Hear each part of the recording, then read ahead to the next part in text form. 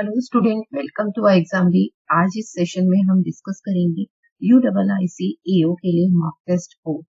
Last हमने session में mock test 3 and mock test 1 and 2 discuss किए थे, ठीक है। और आज के सेशन में हम हमारा जो मॉक टेस्ट 4 है वो डिस्कस करेंगे पॉइंट सेक्शन का। तो चलिए देखते हैं हमारा फर्स्ट क्वेश्चन क्या है। देखिए, जैसे आपको पता है कि हमारे एग्जाम डेट है और हमारा जो पॉइंट सेक्शन का वेटेज है वो 50 क्वेश्चंस का 50 मार्क्स का है, ठीक है। तो फर्स्ट क्वेश्चन हमारा देखिए MT4 का क्या है, मॉक टेस्ट 4 का, कि boat can travel 10 kilometre downstream in 12 minutes. The ratio of the speed of boat in still water to speed of steam is 3:2. How much time will boat take to cover is 45 kilometre upstream. हमें यहाँ पर दिया है एक boat है जो 10 kilometre की distance downstream में 12 मिनट में कवर करती है। तो यहाँ से हम डाउनस्ट्रीम स्पीड फाइंड कर सकते हैं। डाउनस्ट्रीम स्पीड क्या होगी, डिस्टेंस अपॉन में टाइम। डिस्टेंस कितनी है, 10 किलोमीटर, टाइम इज 12 मिनट्स, और इस 12 को हम किस में कन्वर्ट कर लेंगे, आवर्स में। आवर्स में कन्वर्ट करने के लिए 60 से डिवाइड के ऊपर मल्टीप्लाई में आ जाएगा 60, ठीक है। इसे सिंप्लीफाई करेंगे तो आपके पास स्पीड कितनी आ जाएगी, downstream speed is 50 kilometre per our.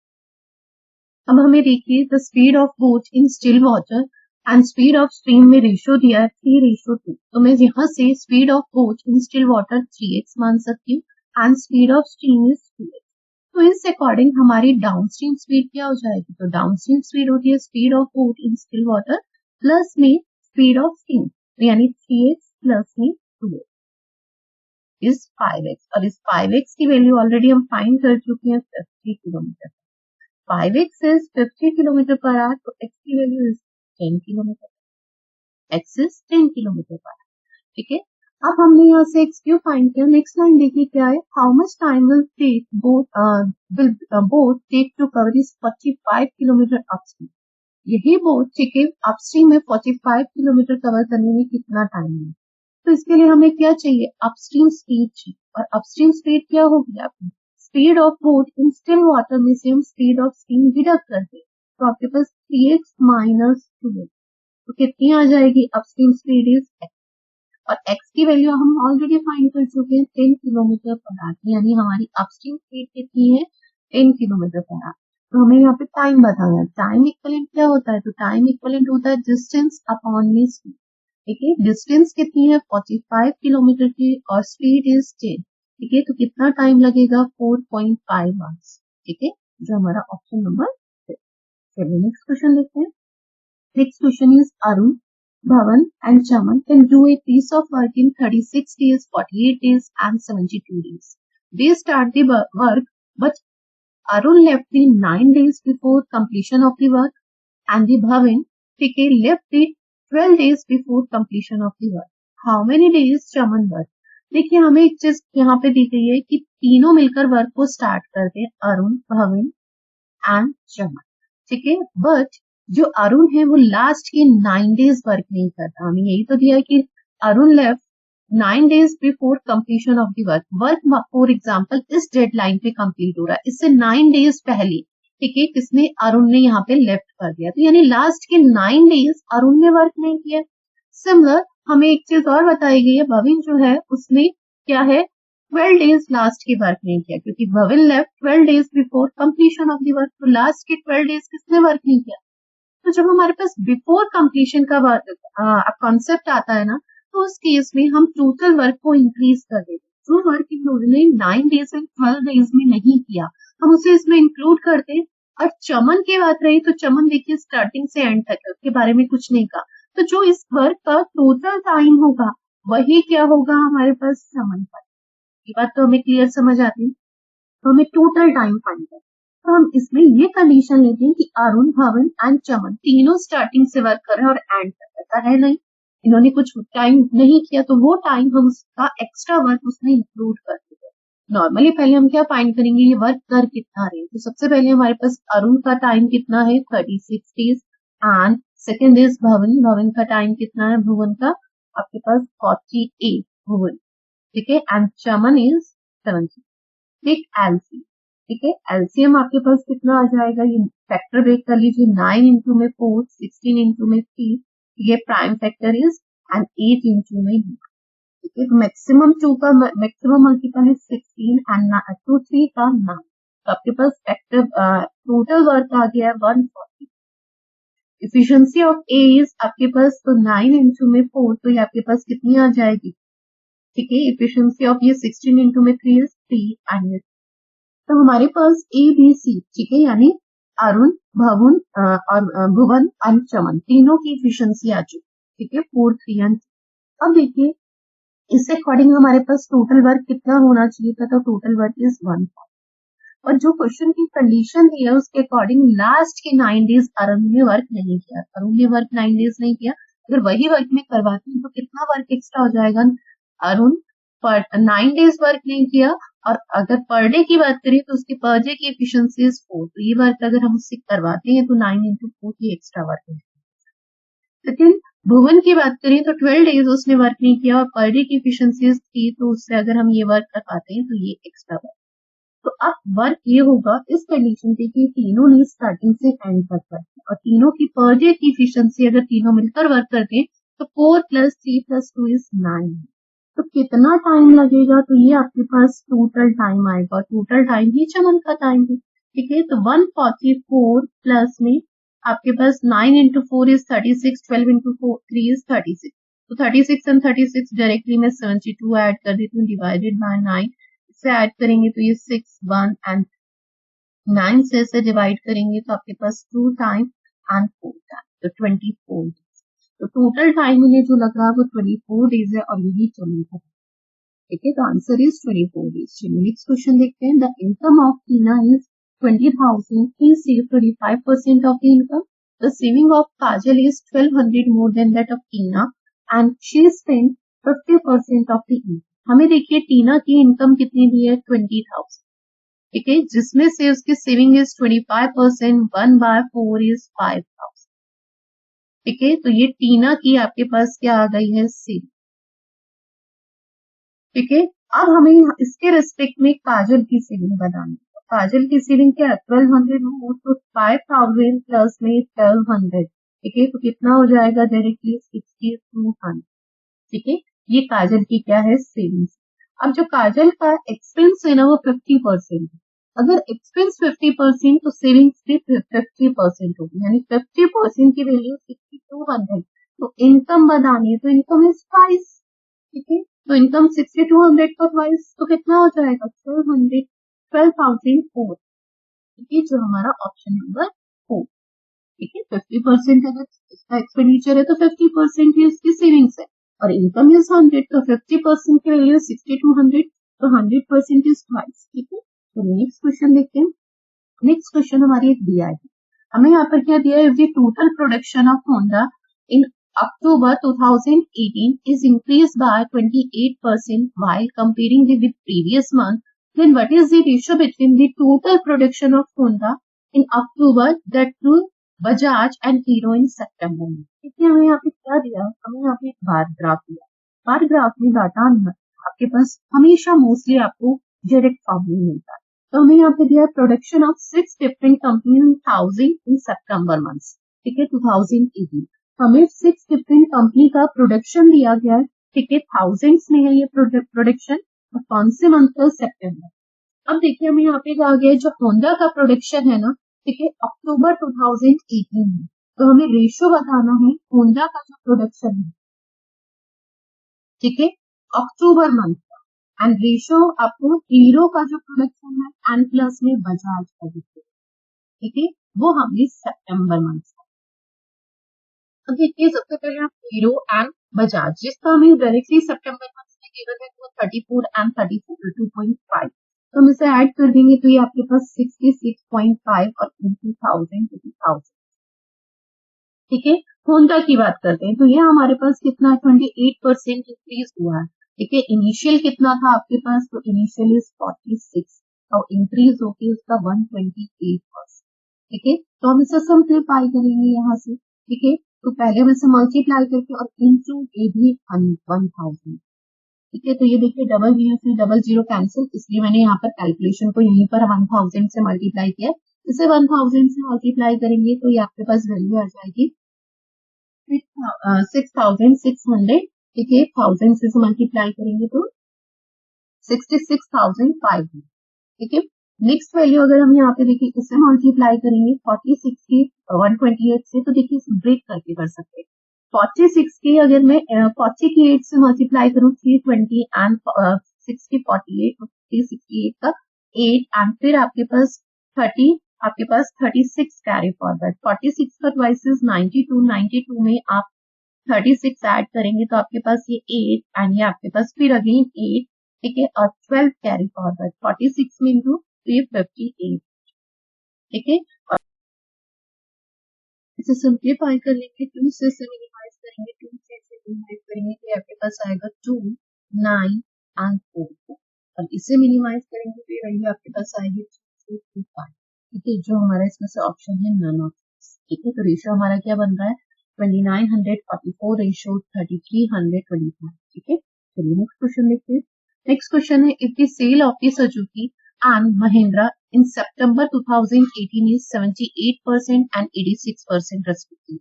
What is the average sale of Suzuki and Mahindra in 2018? तो यहाँ पर देखिए हमें क्या दिया है, पहले जो इनिशियल सेल थी अगर हम बात करें इन मंथ ऑफ सितंबर की, ठीक है, तो वो कितनी है हमारे पास 42.5, ठीक है, इंटू 1000 कर लीजिए क्योंकि 1000 में, और अब इसमें क्या हो गया 78% हो गया, तो हम इसका क्या फाइन करेंगे 78%, तो ये आपकी रिसेंट ये हो जाएगी, यानी जो चेंजेस होती है। लेकिन सेम महिंद्रा की फाइन कर लेंगे आप, यहाँ पे हमने सुजुकी की फाइन की, तो आपके पास महिंद्रा की कितनी है हो जाएगी, इनिशियल कितनी थी 37, तो इंटू में 1000 क्योंकि थाउजेंड्स में है, और अब कितनी है उसका 86%, तो ये हमारे पास महिंद्रा की आ जाएगी। एवरेज फाइन करना, तो एवरेज क्या होगा इन दोनों का सम डिवाइडेड बाय, ठीक है, तो इसका आंसर आप लोग कमेंट बॉक्स में देंगे कि एवरेज क्या आ रहा है। चलिए नेक्स्ट क्वेश्चन देखते हैं। Next question is what is the difference between the total production of Suzuki Mahindra and Hero together to the total production of Honda Bajaj and TVS. तो यहाँ पर मैं कलर से डिफाइन कर लेती हूँ। देखिए हमें पहले किस किस का चाहिए, तो पहले हमें चाहिए सुजुकी, जो मैंने एक ग्रीन कलर कर दिया, सेकेंड इज आपके पास Mahindra and third is Hero, ठीक है। अब ये ग्रीन कलर से रेस्ट ऑफ दी आपके पास बिना सर्कल के है, तो हमें डिफरेंस बताना है। डिफरेंस के लिए हम किसी को भी एक को हायर ले लें, तो प्लस और माइनस का हमें सिर्फ ध्यान रखना है, ठीक है।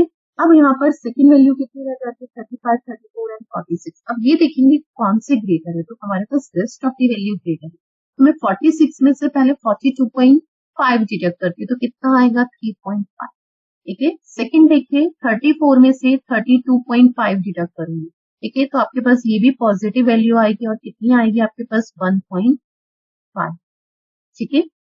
नेक्स्ट हमें 35 में से 37 डिडक्ट करेंगे, तो ये कितना आएगा आपके पास माइनस का, ठीक है। तो इसे सिंप्लीफाई करेंगे तो ये वैल्यू आपके पास 5 माइनस का 2, तो आपके पास ये वैल्यू कितनी आ जाएगी 3, और ये थाउजेंड्स में है तो ये वैल्यू कितनी हो जाएगी 3000, ठीक है, तो ये वैल्यू कितनी हो जाएगी 3000, ठीक है। नेक्स्ट क्वेश्चन देखिए, नेक्स्ट क्वेश्चन है Hero and TVS produced the Type A and Type B item in September month 2018. If the ratio of the Type A and Type B item in Hero is 6:7. If the Type A item is TVS is 25% of the Type B item TVS September 2018, then what is the sum of the Type A item in Hero and TVS together? हमें यहाँ पर देखिए सम बताना है, ठीक है, type A item, ठीक है, टाइप ए आइटम का किसका हीरो एंड टीवीएस, और हमें यहाँ पे कंपैरिजन दिया गया है। सबसे पहले हमें बताया गया है जो type A to type B item है हीरो में वो कितनी है 6:5, तो मुझे तो सिर्फ उसमें से टाइप ए चाहिए। सेकंड में हमें टीवीएस में भी टाइप ए और बी के रेस्पेक्ट में डाटा डिफाइन किया गया है कि टाइप ए जो है वो 25% है, टाइप बी का 25% की फ्रिक्शन इज 1/4, ठीक है। 1/4 क्या डिफाइन करती है, अगर बी टाइप के आइटम 4 है तो 1 टाइप के आइटम आपके पास ए टाइप के, ठीक है। तो हमें ए टाइप के फाइंड करने हैं, तो हम पहले ए टाइप के फाइंड करेंगे हीरो की। हीरो का टोटल प्रोडक्शन यूज आपके पास 32.5, और इसे मैं 1000 से मल्टीप्लाई कर दूंगी क्योंकि ये 1000, ठीक है। इसमें हमें फाइंड करना है अब आपके पास वैल्यू 6 टाइप ए आइटम और टाइप बी के, तो टोटल इज 30 एंड आपके पास टाइप ए का कितना है 6, इसे सिंप्लीफाई कर लेंगे, ठीक है। ये आपके पॉइंट रिमूव कर देती हूँ, तो 3 to 5, ठीक है, एंड 00 इंटू में 6/30, 13 से डिवाइड करेंगे आपके पास 2 टाइम, ठीक है, एंड देन 5 टाइम और 00, तो ये आपके पास कितना आ जाएगा 2500 इंटू में 6 इज 15,000, ठीक है। सिमिलर हम टीवीएस का फाइंड करेंगे, वो आपके पास डायरेक्टली मल्टीप्लाई करके लिखी 1000 की, टीवीएस का 35 है तो ये आपके पास 35,000, जिसमें से total production type A and B is 1:4 is 5, ठीक है। टीवीएस में टाइप ए का जो प्रोडक्शन है वो 1, इसका हम फाइंड करेंगे तो ये कितना आ जाएगा 7,000, तो आपके पास टोटल सम बताना था तो 15,000 प्लस 7,000, आपके पास टोटल सम कितना आ जाएगा 22, ठीक है, तो सम इज 22,000 जो हमारा ऑप्शन नंबर फर्स्ट। चलिए नेक्स्ट क्वेश्चन देखते हैं, total production of Suzuki approximately what percent of the production of hero, ठीक है, सुजुकी में टोटल प्रोडक्शन कितना है 42.5, ठीक है, अपॉन में अगर हम कहें तो हीरो का प्रोडक्शन आ जाएगा 32.5, नीचे में ठीक है, पॉइंट से पॉइंट रिमूव हो गया, 5 से मिनिमाइज कर दीजिए, या 25 से आप इसे मिनिमाइज डायरेक्टली कर सकते हैं, ठीक है, 25 से इसे मिनिमाइज करेंगे तो 400 इज 16 और 425 इज 17 और ये आपके पास 30, ठीक है, तो रेशियो इज 17:13, ठीक है, इस 1700 को 13 से डिवाइड करेंगे तो ये आपके पास वैल्यू आएगी, हाँ 100 प्लस आएगी और उसमें अप्रोक्सीमेट डिफरेंस जो है वो 130, तो 130% अप्रोक्स आएगी जो हमारा ऑप्शन नंबर। नेक्स्ट क्वेश्चन देखते हैं, नेक्स्ट क्वेश्चन हमारा डाटा सफिशिएंसी से है, what is the present age of A, A की प्रेजेंट एज हमें बतानी है, और स्टेटमेंट फर्स्ट में देखिए हमें क्या डाटा दिया है, ए एंड बी की the ratio of the present age of A and B is 3:5, A और बी की प्रेजेंट एज में जो रेशियो दिया है वो 3:5, आफ्टर 8 ईयर, ठीक है, हमें आफ्टर 8 ईयर के बाद क्या है रेशियो किसका दिया है B:C का, और वो कितना है 3:, तो क्या इसकी हेल्प से हम प्रेजेंट एज ए की फाइंड कर सकते हैं, क्योंकि हमें यहाँ पे रेशियो क्या है ए एंड बी का दिया, फिर नेक्स्ट टाइम बी एंड सी का दिया, ठीक है, तो स्टेटमेंट फर्स्ट की हेल्प से अभी हम कुछ भी फाइंड नहीं कर सकते। स्टेटमेंट सेकंड की बात करते हैं, स्टेटमेंट सेकंड में दिया है 3 ईयर अगो, ठीक है, average age of A B C is 14 year, 3 साल पहले की बात करें 3 ईयर अगो, ठीक है, ए बी सी की जो प्रेजेंट ए बी सी की जो एज है एवरेज एज वो कितनी दी है 14, तो मैं टोटल एज ले लेती हूँ 14 इंटू में 3 डायरेक्टली, ये 3 ईयर अगो थी तो प्रेजेंट कितनी हो जाएगी, प्रेजेंट के लिए तीनों के एज में क्या होगा 3 ईयर ऐड होंगे, यानी टोटल इज 9, ठीक है, तो अब इनकी प्रेजेंट एज कितनी हो जाएगी, हम 42 में क्या ऐड कर देंगे 9, ठीक है, तो कितनी हो जाएगी 50।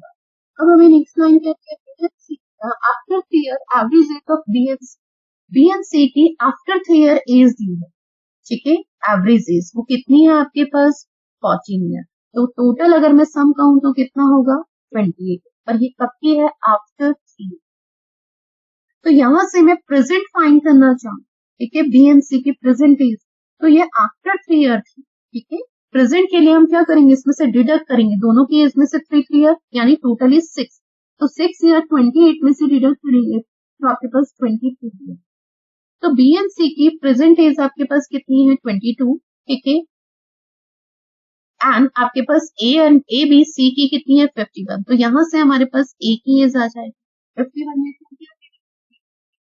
22,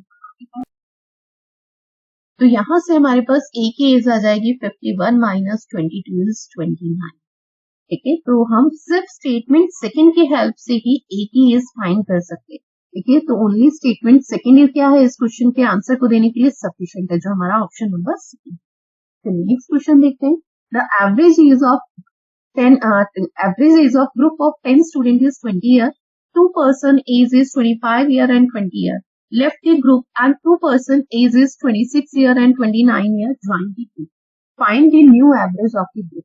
देखिए हमारे पास इनिशियल 10 स्टूडेंट है, इसका शॉर्ट मेथड क्या और उसकी एवरेज एज कितनी है 20, 2 पर्सन जिन्होंने लेफ्ट किया है उनकी एज कितनी है 25 and 20 and total sum is 45, और जिन्होंने ग्रुप को ज्वाइन किया है इन्होंने लेफ्ट किया है, ठीक है, एंड जिन्होंने ज्वाइन किया है ठीक है ग्रुप को उनकी एज कितनी है 26 एंड 29 मोर है, तो जाहिर सी बात है जिन्होंने ज्वाइन किया अगर उनकी एज मोर है तो वो एवरेज को इंक्रीज करेंगे, कितना इंक्रीज करेंगे, तो अगर हम इनका सम देखें तो इनका सम 55, ठीक है, तो देखिए अगर हम नॉर्मल टोटल में डिफरेंस देखें तो कितना इंक्रीज कर रहे हैं 10, पर ये 10 जो इंक्रीज होगा ये एवरेज में नहीं होगा, ये टोटल सम में होगा।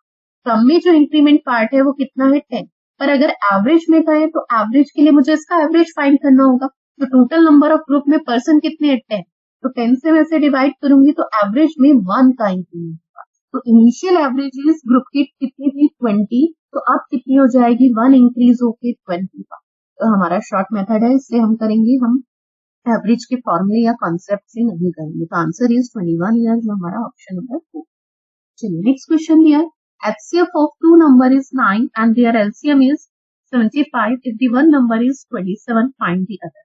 हमारे पास देखिए इसके लिए क्या रूल होता है, HCF इंटू में LCM, ठीक है, इंटू में क्या किसके इक्विवेलेंट होता है, फर्स्ट नंबर इंटू में सेकंड नंबर, ठीक है। तो हमारे पास HCF कितना है 9, LCM इज 75, फर्स्ट नंबर हमारा 27 है, सेकंड फाइंड, ठीक है। तो यहाँ से हम सेकंड फाइंड कर लेंगे, 9 से इसे सिंप्लीफाई करेंगे 3 और 3 से इसे करेंगे तो सेकंड नंबर हमारा कितना आ जाएगा 25, ठीक है, जो हमारा ऑप्शन नंबर फर्स्ट।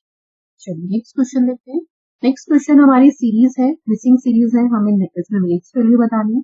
तो देखिए जब भी हमारे को कोई सीरीज गिवन होती है तो पहले हम चेक करते हैं कि सीरीज असेंडिंग ऑर्डर में या डिसेंडिंग, तो यहाँ असेंडिंग ऑर्डर। और जब सीरीज असेंडिंग ऑर्डर में होती है तो दो ही मैथमेटिकल ऑपरेशन इंप्लीमेंट होते हैं, एडिशन एंड मल्टीप्लिकेशन। यहाँ पर first term 16 and last term is 226, difference high नहीं है, डिफरेंस हाई नहीं है तो मैथमेटिकल ऑपरेशन इज एडिशन, ठीक है। मैथमेटिकल ऑपरेशन इज एडिशन, तो हम यहाँ क्या करेंगे डिफरेंस, तो डिफरेंस करेंगे 21, देन डिफरेंस करेंगे आपके पास 2 एंड ये 42, देन अगेन डिफरेंस करेंगे तो आपके पास ये वैल्यू आ जाएगी 363 एंड देन डिफरेंस करेंगे तो ये वैल्यू आपके पास 4 एंड ये 80। तो अगर मैं 21, 42, 63, 84 को देखूं तो ये आपका 21 का टेबल, ठीक है। तो नेक्स्ट वैल्यू 21 इंटू में 2, 21 इंटू में 3, 21 इंटू में 4, अब 21 इंटू में 5, 21 इंटू 5 इज 102। तो आपका 226 में क्या ऐड होना चाहिए, तो 226 में आपके पास 105 ऐड, तो आपके पास वैल्यू कितनी आएगी 331, जो हमारा ऑप्शन नंबर। नेक्स्ट क्वेश्चन देखते हैं। नेक्स्ट भी सीरीज असेंडिंग ऑर्डर में और first term is 55, last term is 150, difference high नहीं है, और डिफरेंस हाई नहीं होता तो मैथमेटिकल ऑपरेशन कौन सा इंप्लीमेंट होता है, एडिशन। हम यहाँ पे डिफरेंस करेंगे, ठीक है, तो 55 एंड 78, तो ये आपके पास कितना आएगा 20, देन डिफरेंस करेंगे तो ये कितना आएगा 21, 23, 21 से आपको हिंट मिल गई कि अब क्या ऐड होना चाहिए, तो ये डिफरेंस में है तो 19, 99 में 19 डिफरेंस करूंगी तो 180, और यहाँ से हम क्रॉस चेक कर लेते हैं कि यहाँ पे डिफरेंस कितना है 15 और ये 17, बिल्कुल ऑर्डर है, ठीक है। तो यानी 99 में 19 ही ऐड होगा तो कितना आएगा आपके पास 180, हमारा ऑप्शन नंबर। चलिए नेक्स्ट क्वेश्चन देखते हैं। नेक्स्ट सीरीज में हमें रॉन्ग टर्म फाइंड करनी है, ठीक है। हमारे को जो सीरीज गिवन है इसमें रॉन्ग टर्म फाइंड करनी है, तो आपको जब भी रॉन्ग टर्म फाइंड करनी होती है तब भी हम यही चेक करते हैं सीरीज किस ऑर्डर में। तो यहाँ सीरीज हमारी क्या है असेंडिंग ऑर्डर में, और मैथमेटिकल ऑपरेशन देखिए first term is 1 and last term is 606, difference high है, और डिफरेंस हाई है तो मैथमेटिकल ऑपरेशन इज मल्टीप्लिकेशन, ठीक है, एडिशन नहीं मल्टीप्लिकेशन। अब मल्टीप्लीकेशन में हमें यहाँ पे सोचना होगा कि वैल्यू कैसे बनेगी, तो 1 से तो हमें यहाँ पे क्लियर नहीं हो रहा है, बट अगर मैं 6 से 21 की पॉसिबिलिटी देखूं तो 3 से मल्टीप्लाई एंड प्लस 3 करते हैं तो आपको 21 मिलेगा। और सिमिलर नेक्स्ट अगर हम आगे की वैल्यू में देखेंगे तो यही हमें 1 में आप अप्लाई करके देखना है, अगर 1 की मैं 3 से मल्टीप्लाई करती हूँ प्लस 3 करती हूँ तो 6 मिलता है, यस, तो यहाँ पे तो ये ऑर्डर फुलफिल हो रहा है। और 6 की 3 से मल्टीप्लाई करती हूँ प्लस 3 करती हूँ तो 21, तो अब नेक्स्ट 21 की वे किससे मल्टीप्लाई होनी चाहिए 3 से और प्लस 21 की 3 से मल्टीप्लाई प्लस 3 करूंगी तो 66 और यहाँ 65, यानी ये फॉर्मूला, और 66 की अगेन मैं 6 से 3 से मल्टीप्लाई और प्लस 3 करती तो आगे के लिए करेक्ट है। तो यानी इसमें रॉन्ग क्या है 65 के प्लेस पे क्या आना चाहिए 65, ठीक है, correct term is 66। Next question देखते हैं। नेक्स्ट हमारी सीरीज क्या है असेंडिंग ऑर्डर में, और mathematical operation first term is 44 और last term is 320, difference high नहीं है, डिफरेंस हाई नहीं है तो मैथमेटिकल ऑपरेशन क्या इंप्लीमेंट होगा एडिशन, ठीक है। तो हम यहाँ पे डिफरेंस करेंगे तो फर्स्ट डिफरेंस इज 4, ठीक है, फर्स्ट डिफरेंस हमारा कितना आ गया 4, नेक्स्ट डिफरेंस यहाँ से करेंगे तो आपके पास ये वैल्यू कितनी आएगी 4 एंड 3 34, तो यहाँ पर डिफरेंस करेंगे 12 में से 8 इज आपके पास 4 एंड यहाँ पर डिफरेंस करेंगे तो आपके पास, तो अगर मैं 4, 14 एंड 34 में ऑर्डर देखती हूँ तो आपके पास ये 10 का सम एंड देन ये 20। अब नेक्स्ट डिफरेंस करते हैं। नेक्स्ट डिफरेंस आपके पास यहाँ पे कितना डिडक्ट करेंगे तो ये 2 और ये 82। 34 और 82 में आपके पास डिफरेंस होना चाहिए 40, ठीक है, बट यहाँ पर डिफरेंस 40 का नहीं है, ठीक है, तो यानी यही टर्म आपकी क्या है, रॉन्ग। 34 में अगर मैं 40 ऐड करती हूँ तो आपके पास वैल्यू आती है 70। 96 में 74 ऐड होगा तो आपकी करेक्ट टर्म आएगी, और करेक्ट टर्म कितनी आ जाएगी, 1। तो 170 आपकी रॉन्ग टर्म है। 178 की प्लेस पे क्या आना चाहिए, 170, ठीक है, 178 की प्लेस पे क्या आना चाहिए, 170। आपकी रॉन्ग टर्म इज 170। चलिए नेक्स्ट क्वेश्चन देखते हैं। नेक्स्ट क्वेश्चन हमारा सिंप्लीफिकेशन से 80% ऑफ 600, ठीक है, डिवाइडेड बाय 50, ठीक है, तो आपको आपके यहाँ पे सबसे पहले हम वही डिडक्ट करेंगे और हमें सबसे पहले सिंप्लीफाई करना होता है।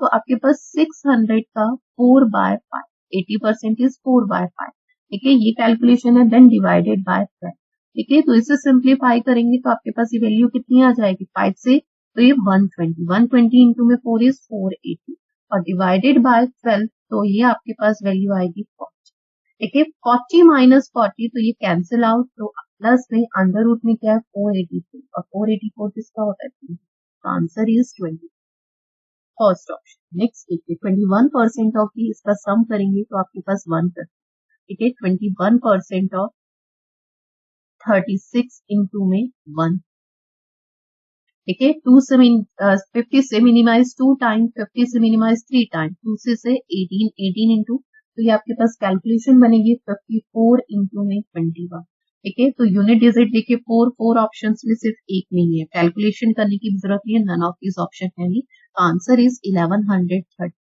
चलिए नेक्स्ट क्वेश्चन देखते हैं। नेक्स्ट आपके पास क्या है, 62 की 0.5 से मल्टीप्लाई, तो ये कितना आएगा आपके पास 31, 31 माइनस 29 इज 2, ठीक है, और 6, 18 में 2 ऐड करेंगे तो 6।